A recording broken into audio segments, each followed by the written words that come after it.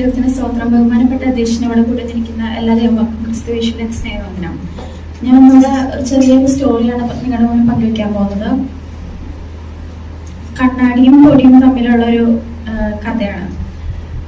ഒരു ദിവസം ഒരു കുട്ടി വന്നിട്ട് കണ്ണാടി മുന്നിൽ നിന്നിട്ട് കണ്ണാടി കൂടെ തന്റെ മുഖം നോക്കുമ്പോൾ എല്ലാം വളരെ മലിനമായി കാണുന്നു.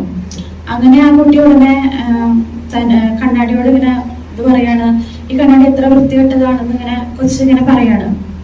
അപ്പൊ എന്നിട്ട് ആ കൊച്ച് ഒരു തുണി എടുത്തിട്ട് കണ്ണാടി ഇങ്ങനെ തുടയ്ക്കാനായിട്ട് കണ്ടിന്യൂസായിട്ട് ഇങ്ങനെ തുടച്ചുകൊണ്ടിരിക്കണം. പക്ഷെ എത്ര തുടച്ചിട്ടും ആ മാലിന്യം അതിന്ന് മാറുന്നില്ല.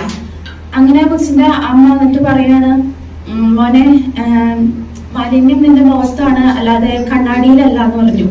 അങ്ങനെ ആ കുട്ടി ഒന്നുകൂടെയും കണ്ണാടി ഇങ്ങനെ ഒന്നുകൂടെ നോക്കാനായിട്ട് ഇടയായി.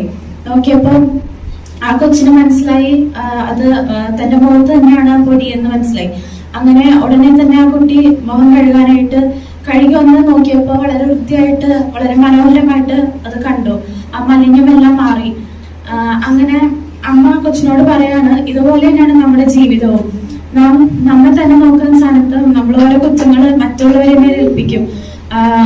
അങ്ങനെയാണ് ഇതിൽ നിന്ന് മനസ്സിലാക്കാം. നാം പലപ്പോഴും നമ്മുടെ തെറ്റുകൾ കാണാതെ മറ്റുള്ളവരെയാണ് നമ്മൾ കുറ്റപ്പെടുത്തുന്നത്. എന്നാൽ നാം നമ്മെ തന്നെ ഫസ്റ്റ് നമ്മൾ ശുദ്ധീകരിക്കണം. നാം നമ്മെ തന്നെ നമ്മൾ ഓർത്തിട്ട് വേണം മറ്റുള്ളവരെ നമ്മൾ ബ്ലെയിം ചെയ്യാനായിട്ട്. നമ്മുടെ ദൈവവചനം ഇങ്ങനെ പറയുന്നു, മത്തായില് പറയുന്നുണ്ട്, എന്നാൽ സ്വന്തം കണ്ണിലെ കോൽ ഓർക്കാതെ സഹോദരന്റെ കണ്ണിലെ കരട് നോക്കുന്നത് എന്ത്? ഇതിന്റെ സന്ദേശം എന്താണെന്ന് വെച്ച് കഴിഞ്ഞാൽ, മറ്റുള്ളവരുടെ തെറ്റുകളെ കണ്ടെത്തുന്നതിന് മുമ്പ് നാം സ്വന്തം ജീവിതം നമ്മൾ പരിശോധിക്കാം. നമ്മൾ മാറുമ്പോൾ നമ്മുടെ കാഴ്ചപ്പാടും ലോകവും നമ്മൾ ഇത് മാറും.